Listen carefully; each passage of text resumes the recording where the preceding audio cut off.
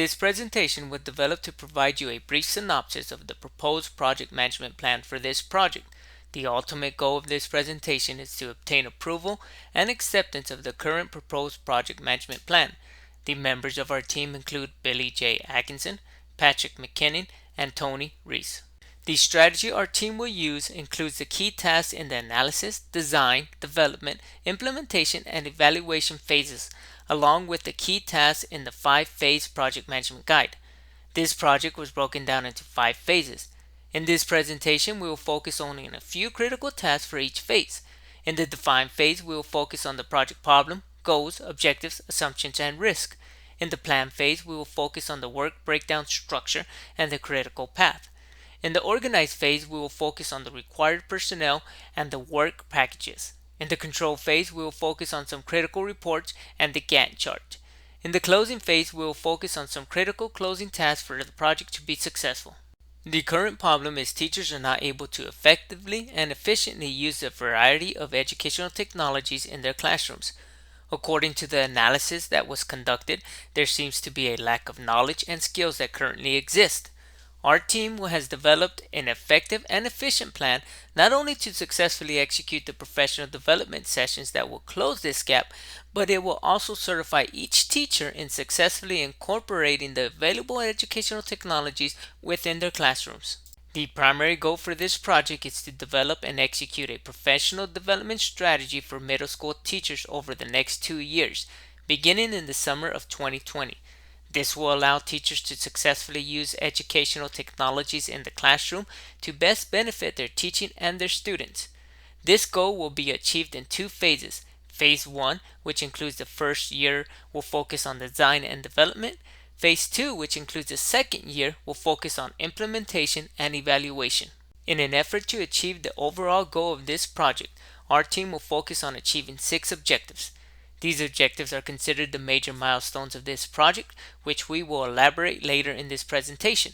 The 6 objectives include project management activities, professional development sessions for each of the 3 components, the design and development of the instructional materials for each of the professional development sessions, teacher certification for each of the 3 components, ensuring educational technology is operational and available in each of the professional development rooms and in all classrooms, and the development of the summer professional sessions. There are a few assumptions and risks that we want to address and bring to your attention.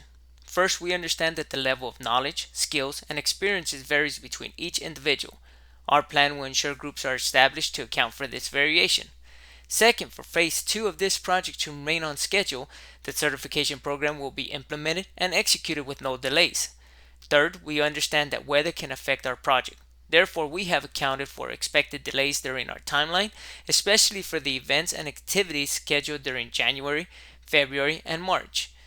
Lastly, we understand that there will be conflicts with the schedule. Our plan incorporates events and activities that will ensure coordination is conducted with teachers, staff, and other important stakeholders. Our work breakdown structure was developed to focus on 6 objectives for our project. Each objective was broken down into activities and sub-activities to allow each manager responsible for the activity more control and a manageable workload.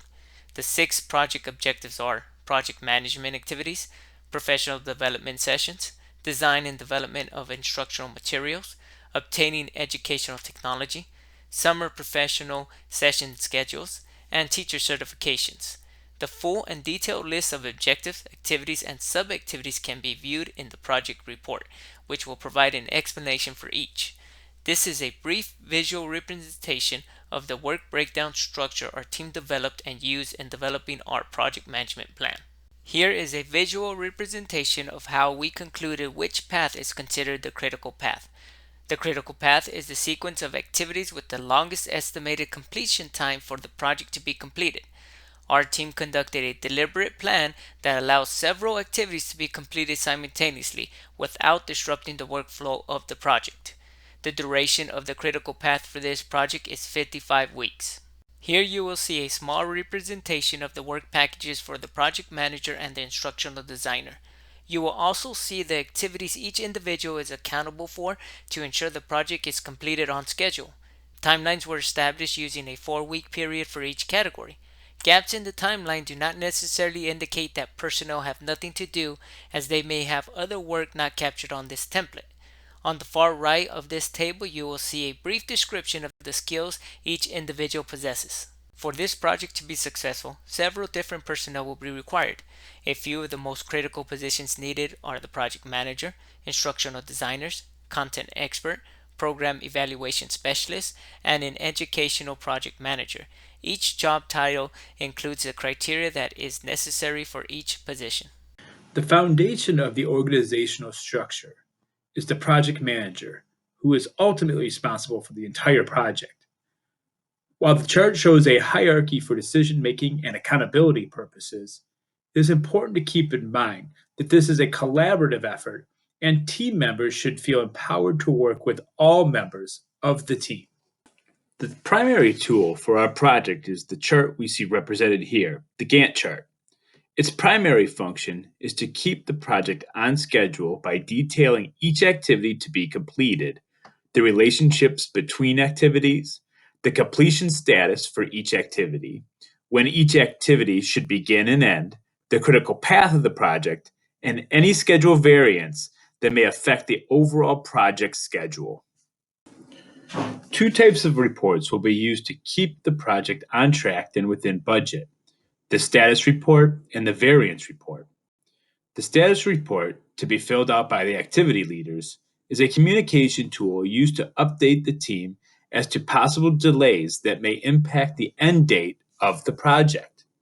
The variance report allows the project manager to compare the variance report against the original plan to see how this variance is going to affect the overall project.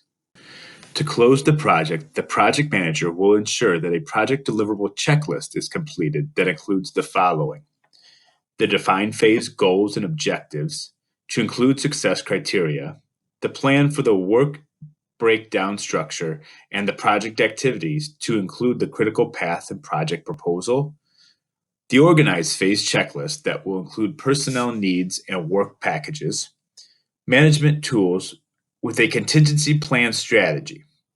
We will schedule a meeting to submit summary reports to the client that include the design, develop, and implement phases. Furthermore, we will present performance reports along with the project checklist and present signature papers for the final sign off.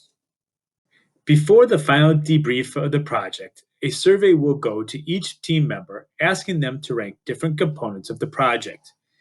A survey will be completed, and each team member will have a debrief session with their supervisor.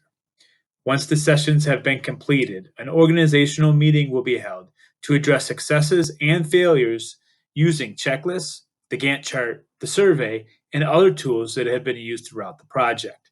The goal of the meeting will be to praise successes and to look for areas of future improvement. A final audit checklist will be completed by the project manager and distributed to all team members, indicating which areas of the project were successful and which areas need improvement. All issues pertaining to the project will be resolved by the project manager. For example, if any conflicts arise between team members, the project manager will interject as necessary. If an activity is unable to be accomplished according to the schedule, the project manager will be responsible for reallocating resources as necessary. This concludes the milestones in our project management plan. We highly recommend that you review the final report to get a more detailed and clearer picture of the project plan. Furthermore, we hope you keep in mind that the team leaders of this project have extensive experience in both education and in managing projects for the public sector. If you have any questions or concerns, please don't hesitate to reach out to any member of our team to ensure this project is a success for you and ultimately for the students. Thank you.